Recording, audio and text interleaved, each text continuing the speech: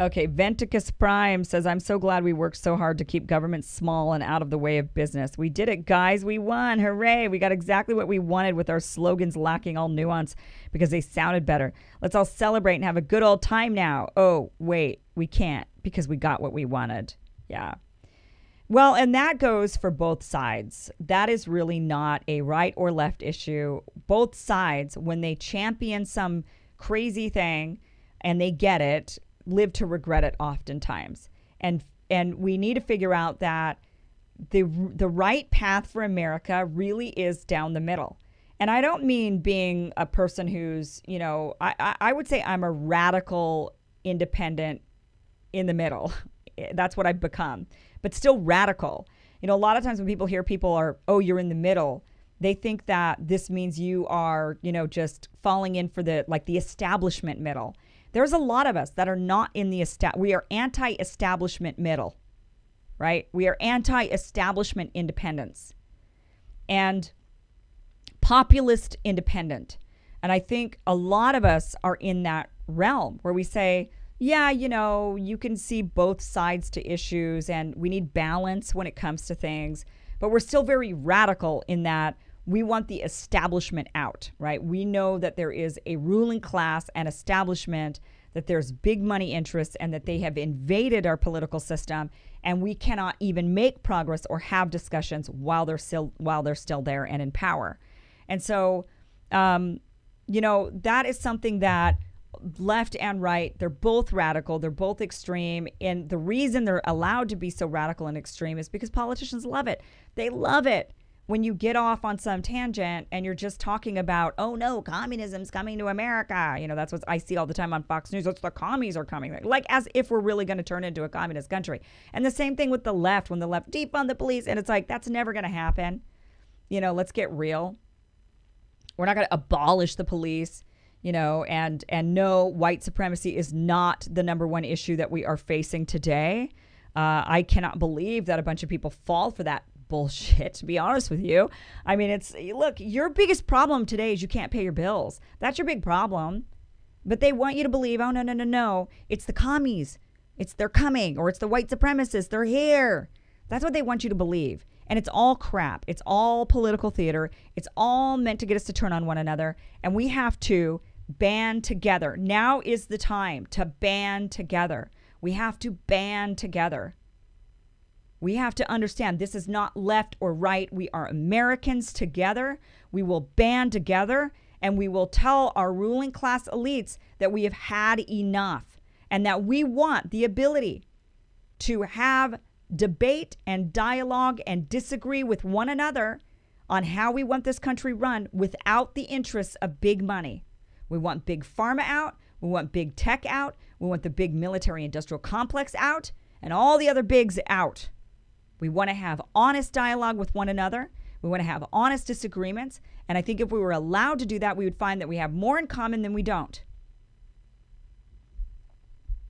And so this is what we need to do, guys. It's time to band together.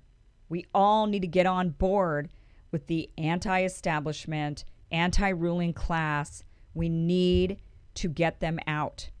They are ruining this country. They are ruining our families because they're tearing us apart. They're making us believe that if you're on one side or the other, you are evil, that you are ruining this country, that you are destroying it, that it's all your fault and you're not invited to Thanksgiving anymore. They're ruining our families. They've already ruined our economy and our country. They've made it to where the youth can't buy houses very easily. They certainly can't upgrade their homes. They've made it very, very difficult for us to live a good old-fashioned American dream.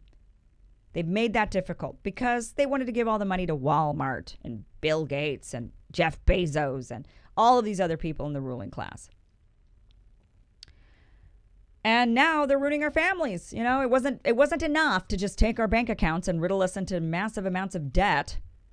Keep us in perpetual debt. Talk about enslavement. You got all these people out there screaming like white supremacists are coming back. Like they're really going to put you in chains. That is what they're sitting there thinking. And that is, no, you know what the chains are on you? They're from the bank.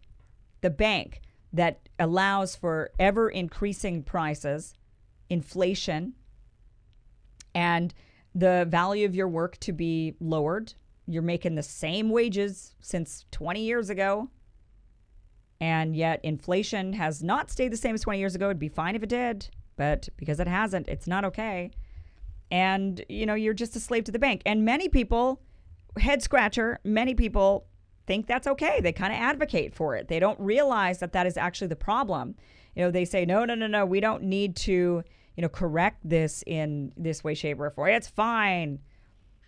And in reality, it absolutely is not. Your big problem is not your neighbor. You shouldn't be afraid of your neighbor coming out and, spewing a racial slur at you, I guess. I don't ever worry about that ever in my life. But they make me believe that that is supposed to be my big fear. No, I'm just wondering how I'm going to pay my bills. I'm wondering how I'm going to afford to buy a house. I'm wondering, quite frankly, I'm going to a funeral this weekend for my uncle, and I'm wondering if some of my family members hate me because of politics, because the powers that be have effectively torn us apart from even our own families. It wasn't enough to just take our money. Now they have to take love and family from us too.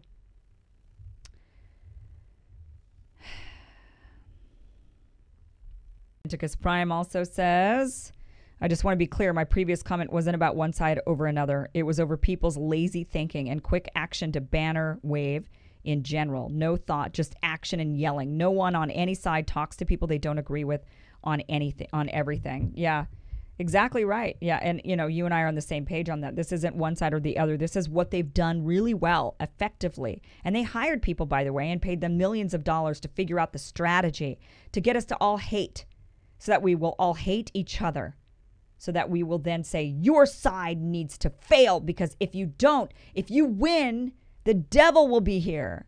If you win, we will lose our morality. Hell will break loose if you win. And so by everything I've got, I'm going to make sure you lose. And if you are the type that likes the other side, you're the devil. You're the devil himself, or at least the spawn. So, yeah, they paid a lot of people a lot of money to figure out how to make us hate like that, how to make us hate each other like that. And now it's in our own families and in our own lives. And that is very, very sad and scary.